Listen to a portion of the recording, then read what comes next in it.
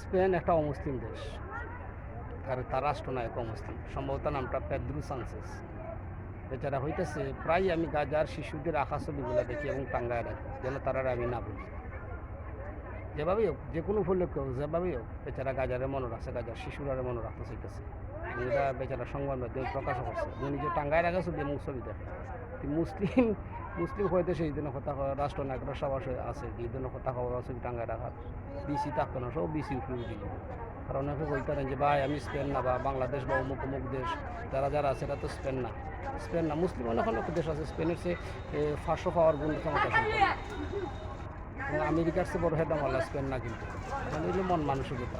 আপনার ওই ধরেন আমি 80%, 90%, 99% মুসলিম সংখ্যাগরিষ্ঠ দেশ থাকি, তা হইলেও কামাইতো না, এটা হেদম লাগবে, এটা মলা লাগবে। তা চিন্তাই করা যায় না মুসলিমদের রাষ্ট্রগুলো। দেখো আমার তো ইরান ছাড়া, আমার তো ইরান আর মনে হয় থাকলে দু একটা দেশ থাকতে পারে, আমার সেরকম জানা নাই।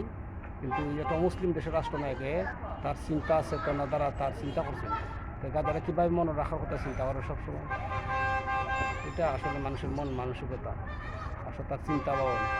আপনার ক্ষমতা বা আমি ক্ষমতা, যারা আমরা ক্ষমতা যাই, আমরা তো তেল মারতে মারতেই যাই।